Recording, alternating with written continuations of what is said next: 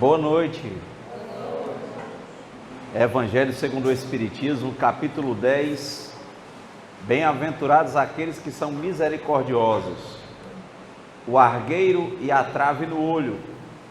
Mateus capítulo 7, versículos 3, 4 e 5. Por que vedes um argueiro no olho do vosso irmão, vós que não vedes uma trave no vosso olho? Ou como dizeis ao vosso irmão, deixai-me tirar um argueiro do vosso olho, vós que tendes uma trave no vosso? Hipócritas, tirai primeiramente a trave do vosso olho, e então vereis como podereis tirar o argueiro do olho do vosso irmão. Comentário dos Espíritos. Um dos defeitos da humanidade é ver o mal de outrem antes de ver o que está em nós. Para julgar-se a si mesmo, seria preciso poder se olhar num espelho, transportar-se de alguma sorte para fora de si e se considerar como uma outra pessoa, perguntando-se: que pensaria eu se visse alguém fazendo o que faço? Incontestavelmente, é o orgulho que leva o homem a se dissimular os próprios defeitos, tanto ao moral quanto ao físico. Esse defeito é essencialmente contrário à caridade, porque a verdadeira caridade é modesta, simples e indulgente. A caridade orgulhosa é um contrassenso, uma vez que esses dois sentimentos se neutralizam um ao outro. Como, com efeito, um homem bastante vão para crescer na importância de sua personalidade e na supremacia de suas qualidades, pode ter ao mesmo tempo bastante abnegação para fazer ressaltar em outro o bem que poderia eclipsá-lo, em lugar do mal que poderia realçá-lo. Se o orgulho é o pai de muitos vícios, é também a negação de muitas virtudes. Encontramo-lo no fundo e como móvel de quase todas as ações. Por isso Jesus se dedicou a combatê-lo como o principal obstáculo ao progresso. Interessante que nós estávamos falando hoje, há pouco, vimos entrando e uma colega que frequenta aqui o centro nos parou ali para conversar e estava falando sobre esses anônimos, os grupos que seguem 12 passos. Grupos que seguem 12 passos, eles têm a origem nos Alcoólicos Anônimos. O Alcoólicos Anônimos começa em 1935, lá nos Estados Unidos, em Akron, com Bill e Bob, e eles vão desenvolvendo aquilo e não há profissionais, são pessoas trocando experiência, força e esperança. E eles vão partilhando nas reuniões o que lhes aconteceu, por exemplo, quando do uso do álcool. E eles, com o tempo, desenvolveram 12 passos, principalmente o Bill e o Bob e o grupo que existia. Em todos eles, os passos são os mesmos, mas começa com o primeiro, que é admitir a impotência frente, no caso do alcoólico, ao álcool, e perceber que a vida se tornou insustentável, ingovernável. O segundo passo é acreditar num poder superior à pessoa mesmo. O terceiro passo é entregar a vida e a vontade nas mãos desse poder superior. O quarto passo é fazer um inventário. O quinto passo, depois do inventário moral, é partilhar com o outro, confiar em outro, daí as partilhas. O sexto passo é entregar os vícios de caráter moral. E assim vai. Aí vem o sétimo passo, da questão da humildade, humildemente se submete. Vem os passos ligados à reparação, oitavo, nono, que é reparar o que se percebeu, o que machucou, o que provocou. O nono, no sentido de reparar desde que não vá causar nenhum problema a mais na reparação. O 10º é fazer o inventário diário. O 11º passo é meditar e orar todo dia para entender qual é a vontade de Deus e simplesmente seguir. E o 12º passo é levar a mensagem para os que ainda sofrem. No caso do alcoólicos, é dos que ainda sofrem. E eles percebem que juntos eles conseguem o que jamais conseguiriam sozinhos. Está em mais de 180 países. E aquilo começou a inspirar pessoas. Aí do Alcoólicos Anônimos, usando todos os 12 passos do Alcoólicos, aí surgiram Narcóticos Anônimos nos anos 50. Depois surgiram nos anos 70 para 80 os Neuróticos Anônimos. Surgiram o que é problemas com emoções, narcóticos com drogas, é a mesma coisa, só o primeiro passo que vai mudar o objeto. Primeiro passo de Alcoólicos Anônimos: admita a minha impotência frente ao álcool, que a minha vida se tornou ingovernável. Primeiro passo do narcóticos: admito minha impotência frente às drogas, minha adicção, que minha vida ficou insuportável. No neuróticos: admito minha impotência frente às emoções, e a minha vida por isso ficou insuportável, ingovernável. Codependentes: admito minha impotência frente aos relacionamentos, e aí minha vida por isso ficou insustentável, ingovernável. DASA: dependentes de amor e sexo: admito minha impotência frente ao amor e ao sexo, e que tornou minha vida ingovernável, insustentável. E assim vai, tem vários anônimos, tem os procrastinadores, todos usando essa primeira experiência. Procrastinadores, dependentes afetivos, fumantes, tem vários. O índice de resultado é altíssimo, não há profissionais. E as pessoas se auto-percebem. Aí é o primeiro passo. O que é interessante por isso? Porque eles usam o que a psicologia hoje chama de teoria ou terapia do espelho, que é quando você vê o outro falando do que aconteceu com ele, sem botar a culpa em ninguém, ele assume a responsabilidade. Quando ele vai contando a história dele, as outras pessoas acabam, que têm o mesmo problema, se identificando e se descobrindo. E aí a cebola, né, com camadas, vai se descascando para a pessoa. Então, as partilhas trabalham com o espelho. Então, o espelho é o outro. Tanto que lá o anonimato é por isso. Quem você vê lá, o que você ouve lá, deixe que fique lá. Porque a tua recuperação tem a ver com a tua dedicação em olhar para o espelho. Quem é o espelho? É a outra pessoa que está falando. Então eu estou olhando para ela? Não, eu estou olhando para um espelho. Se eu estou olhando para um espelho, eu estou olhando para quem? Para mim mesmo.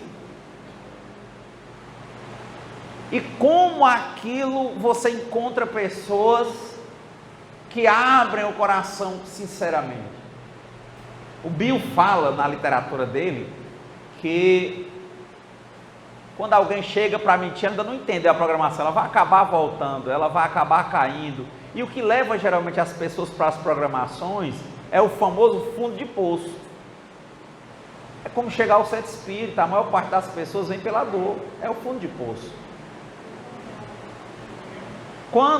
Tanto que eles dizem, ninguém faz proselitismo, ninguém convida para ir para os grupos.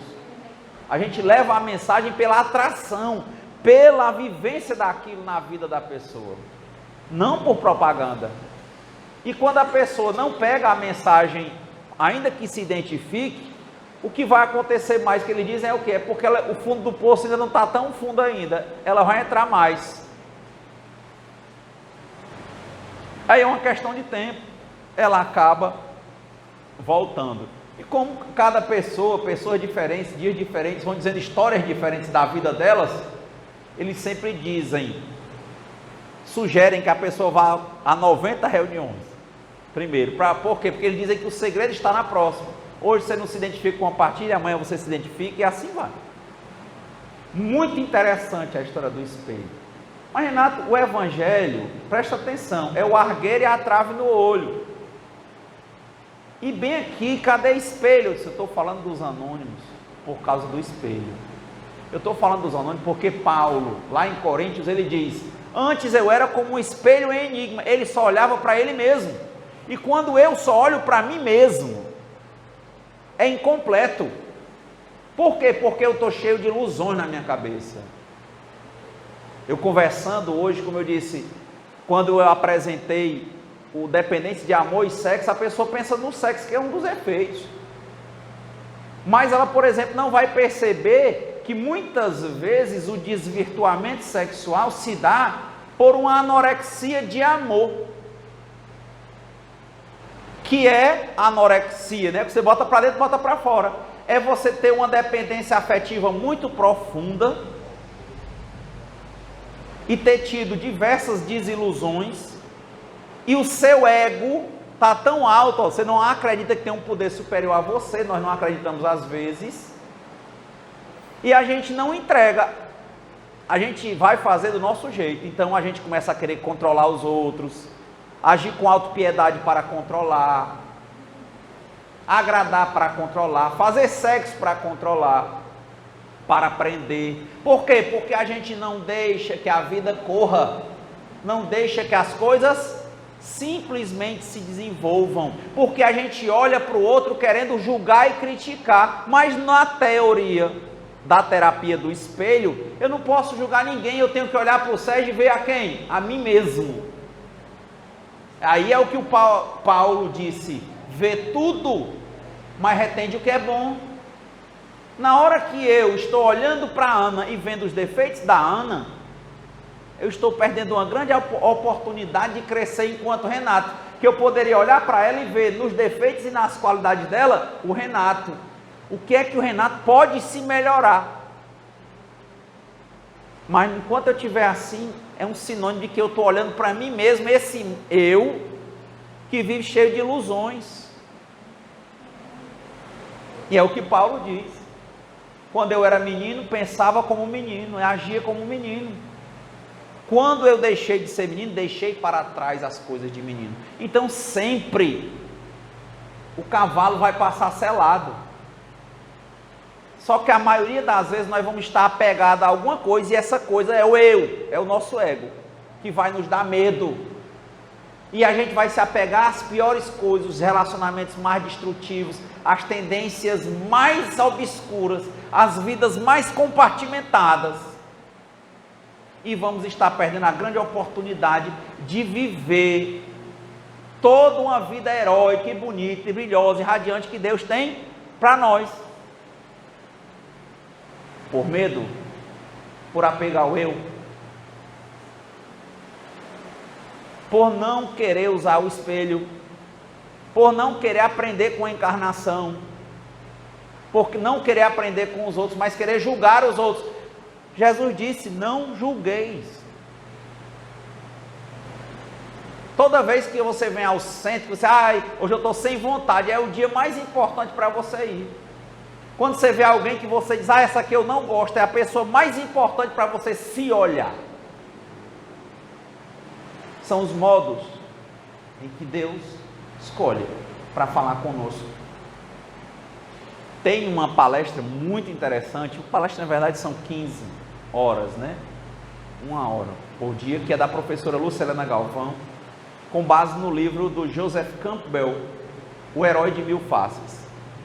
O Campbell, ele faz uma coisa interessantíssima, porque ele diz que dentro das teorias das religiões e das ideologias, ele vem no núcleo que busca a convergência, Sérgio. Olha o espiritismo. E ele não era espírita.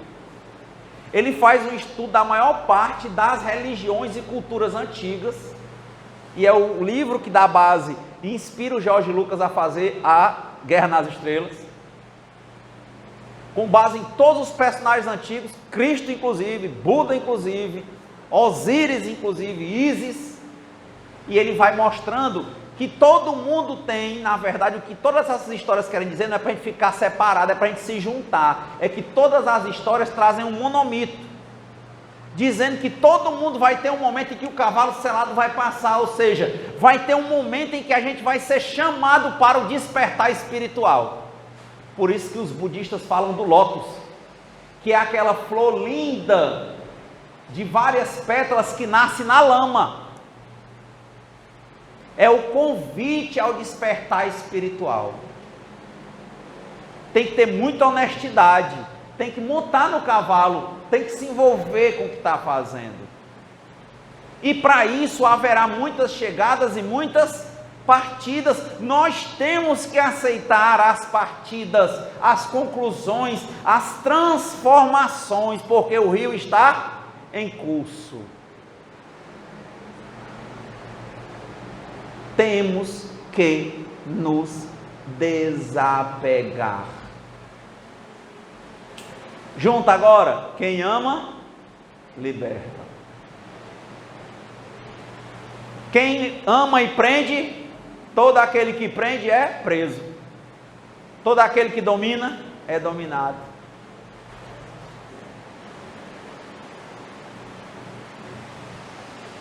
Quem consegue afastar essas coisas, deixa o coração em silêncio.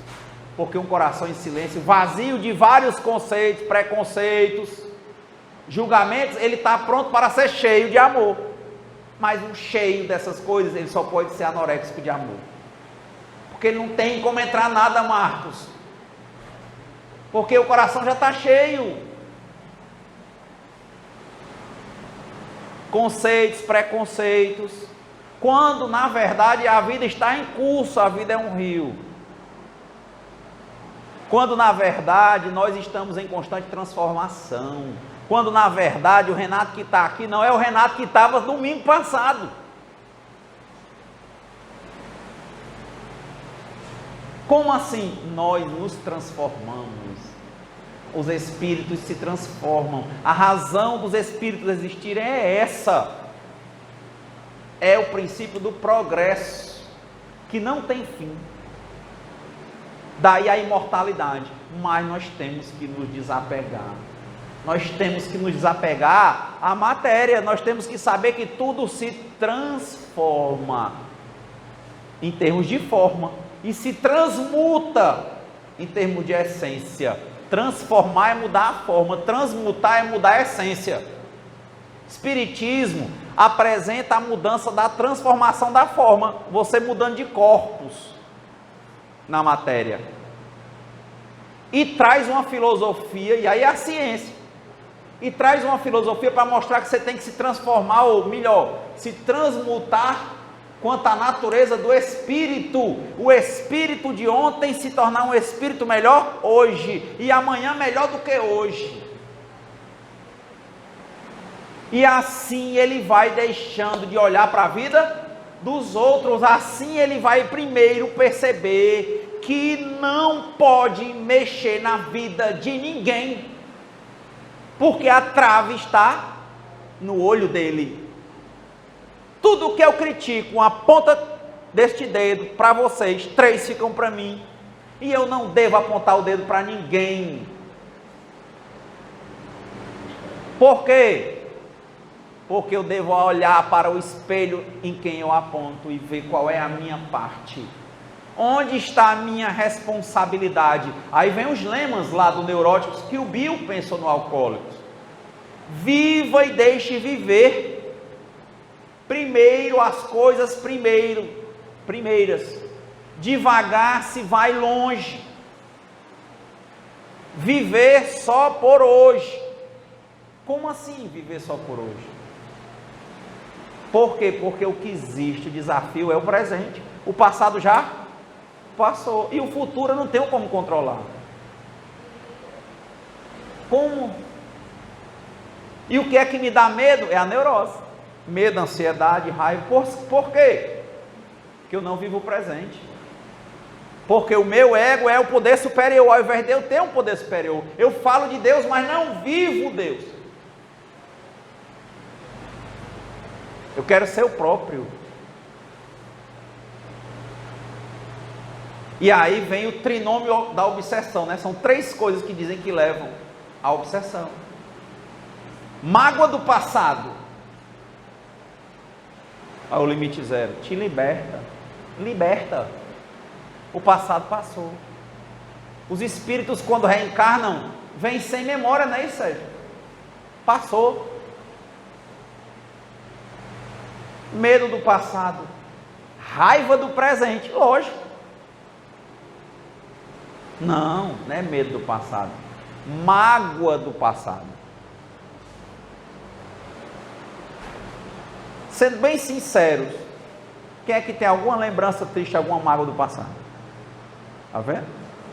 Mágoa do passado gera o que no presente? Raiva. E fica querendo projetar o futuro. O que é que gera no futuro? Medo. É um coquetel que só tem um efeito: obsessão. Pensamento obsessivo. Que só vai ter outro resultado. Compulsão é ação, não, é uma atividade da pessoa que foge. E depois, trinômio, obsessão, compulsão, depressão, vontade de morrer. Porque na verdade, essa vontade de morrer não é se desligar, é ser permanente, é ser memorável. Nós não queremos aceitar que as coisas passam, que elas se transformam, e que nós temos que assumir a nossa responsabilidade quando? Sempre. 24 horas por dia, a cada 24 horas de um dia. Não tem amanhã. É o famoso amanhã a Deus pertence. É claro. E por que você quer controlar o amanhã? Se você diz que amanhã a Deus pertence.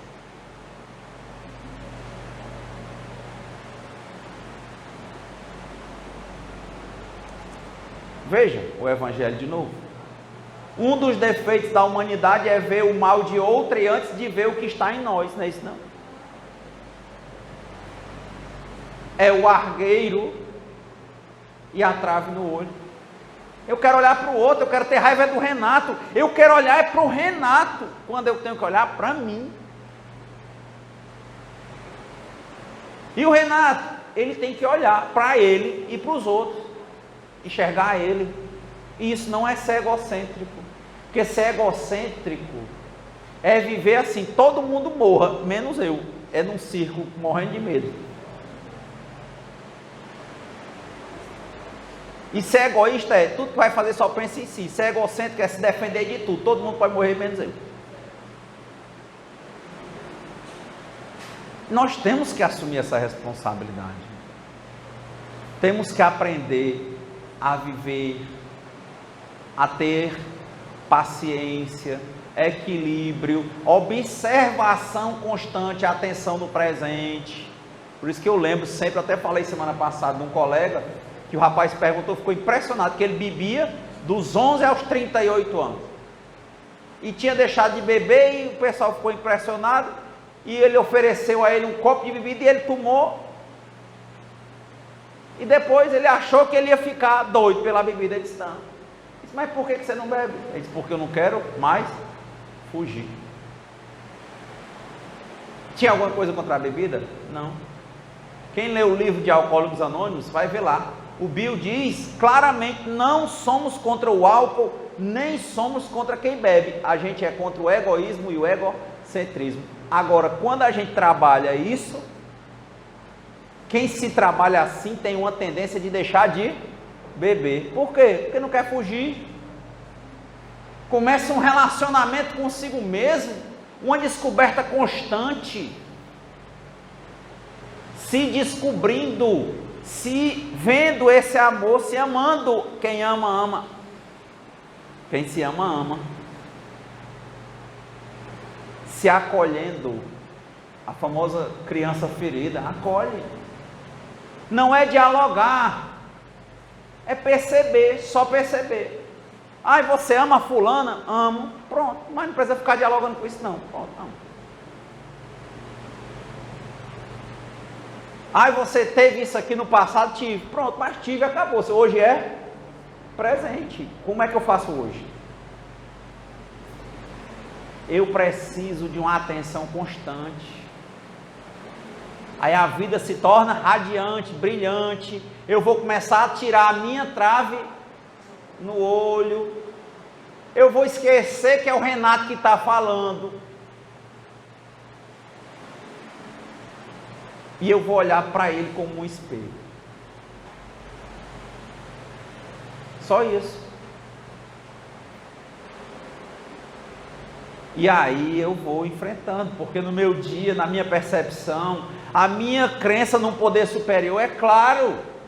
Por quê? Porque, como a oração da serenidade diz, tem coisas que eu não posso modificar. Para as quais o que eu posso pedir a Deus é serenidade. Mas tem coisas hoje, muitas coisas. Uma delas é ficar atento a mim mesmo. Que eu preciso ter coragem. Por que eu tenho que ter coragem? Porque tudo vai me levar a fugir. Eu vou transformar tudo em fuga, eu vou transformar Deus em fuga, centro em fuga, religião em fuga, bebida em fuga, sexo em fuga, relacionamento em fuga, emoções em fuga. E todo dia a religiosidade, minha religação, Deus vai estar me chamando para quê? Para a atenção, porque eu estou aqui não para brincar, eu estou aqui para evoluir, assumir a minha responsabilidade, cumprir o meu papel dentro do que é o meu papel. Por isso que eu tenho que ter coragem. Aí é que vem, no meu dia, em todos os momentos, em todos os desafios, a hora de pedir a Deus a sabedoria, como Salomão pediu, para distinguir as coisas que eu não posso modificar das coisas que eu posso. Olha lá os 12 passos. 11º passo, meditação e oração para que eu perceba qual é a vontade de Deus acerca da minha vida e cumprir. Estava em Pernambuco semana retrasada e uma pessoa numa reunião falou disso. Tinham perguntado ao Bill: Bill, qual é a oração menor que você conhece, Bill? Aí o Bill disse assim: Deus, levanto para cumprir a tua vontade.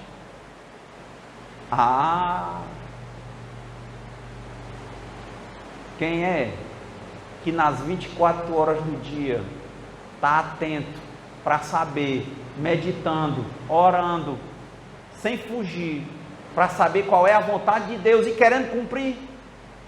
Tente hoje, durante a mediúnica, refletir se não é difícil até de dizer. Por que é difícil? Porque nós, na verdade, temos dificuldade de aceitar um poder superior. Porque nós achamos que o poder superior está em nós mesmos. Não só está, nós somos ele. Aí falta o 6º passo, a humildade.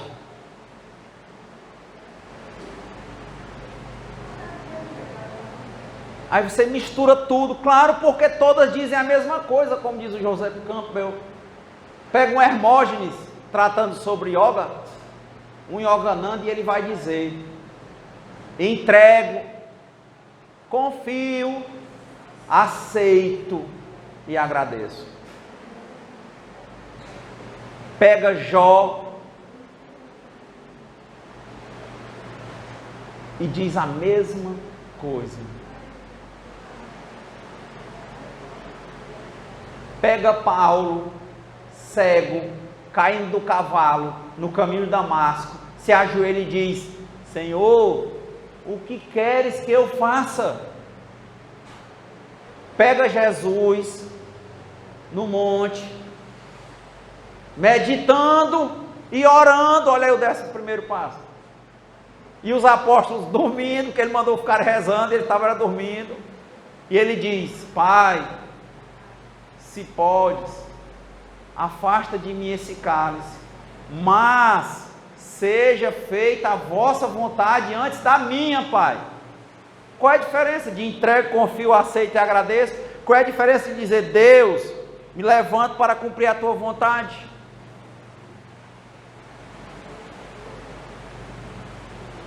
E quem faz isso vai ter mágoa de passado? Vai ter raiva do presente? Por que eu tenho raiva? Porque as coisas não são como eu quero. Ainda bem, você destruir tudo. Você é uma criança. E vai viver morrendo de medo do futuro. É por isso que hoje você tem a cada 4 segundos 1,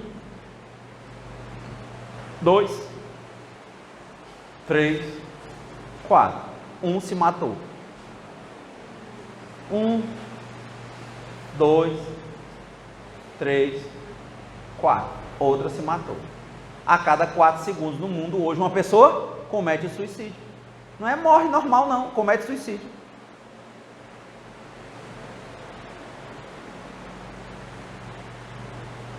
Então, um dos defeitos da humanidade é ver o mal de outrem antes de ver o que está em nós. Como a gente foge falando da vida alheia? Ah, isso também é fuga, é claro. Tão bom, né? Quando começa a falar, blá, blá, blá. Que é fuga. Para julgar-se a si mesmo, seria preciso poder se olhar num espelho. Olha aí. O que a gente falou dos 12 passos? É a terapia do espelho. Nós nos conhecemos em relacionamento. É olhar para o outro sem julgar nem condenar. Porque lá o remédio entra pelo ouvido e a doença sai pela boca. Lá, escutar é ouro e falar é prata. Mas tem que saber escutar. Por quê? Não pode ficar julgando. Porque quem julga só é Deus. E segundo, quem fica julgando, está trazendo preconceito, está com o coração cheio, não vai poder se abrir. E o coração não vai ver nada de novo. Porque está cheio de velharia e você se torna uma pessoa velha, pesada, preconceituosa. E aí é um passo anterior à obsessão. E com relação ao espiritismo, Sérgio, se você está obsediado, não, você está obsediado. E aí eu entro numa sintonia na qual espíritos se aproximam. Aí eu tenho um auto-obsessor chamando extra-obsessor. Aí vira uma dominação. E aí fica o samsara. Por isso que Platão dizia, a maior prova de amor para você dar para uma pessoa é o quê? Amadureça. Cresça. Como é que eu cresço? Como é que eu amadureço? Em energia. É me compreendendo. Amadurecendo de verdade. Aceitando as transformações. Acreditando na vida. Sendo como a água. Para onde é que a água sempre vai? Para baixo, se adaptando, mas com honestidade, com claridade. Honestidade para com os outros? Não, honestidade para consigo e para com Deus. Isso é ter uma vida religiosa. Mas só, Renato, que tu acredita, eu tenho 30 e tantos anos, peguei um livro ontem, agora que eu estou me descobrindo. E eu tinha lido um livro ano passado, eu já achava que eu estava me descobrindo, então quanta coisa não tem para descobrir? E que bom que nós estamos começando a nos descobrir, mas só estamos começando. Mas é o livro que vai fazer que eu me descubra? Não. É o livre arbítrio, atenção constante. Em que? No presente, no que está acontecendo hoje. Deixar-se florescer dentro da lama como o lótus. É simples. se a gente abandona essa posição de egoísmo, egocentrismo, de querer ser o poder superior. É tão impressionante. Se a gente pudesse zerar a cada momento, e se a gente pudesse não trazer os nossos preconceitos, a nossa ideia sobre as pessoas, a vida se tornaria cada vez mais o que ela é para nós. O que ela é? Na verdade, ela é sempre deslumbrante, desafiante, criativa. Mas a gente olha para alguém que a gente poderia até se apaixonar, se desabrochar. Mas a gente já pensa assim, ixi, ele ali pensa assim, ele é assim, ele é assim, é isso. O coração está cheio disso. Renato, mas é muito difícil. Está com o coração aberto, a mente aberta. O que é esse coração aberto? Ou o que é esse coração fechado? É a mente fechada? É a trave no olho, que vê defeito e preconceito e ideia em todo mundo e não olha para si. Como diria Paulo, vê tudo, mas retende o que é bom. Muita paz.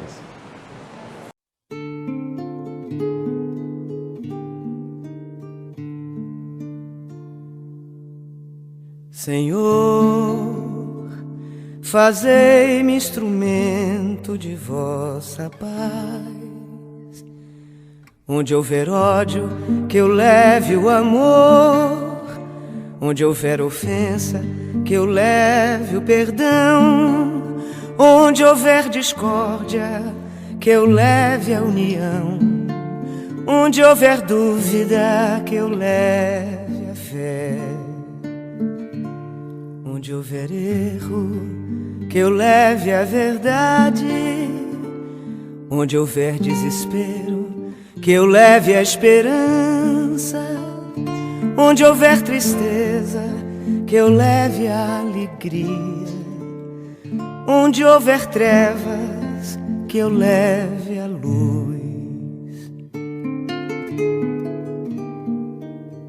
Ó Mestre, fazei que eu procure mais consolar que ser consolado, compreender que ser compreendido, amar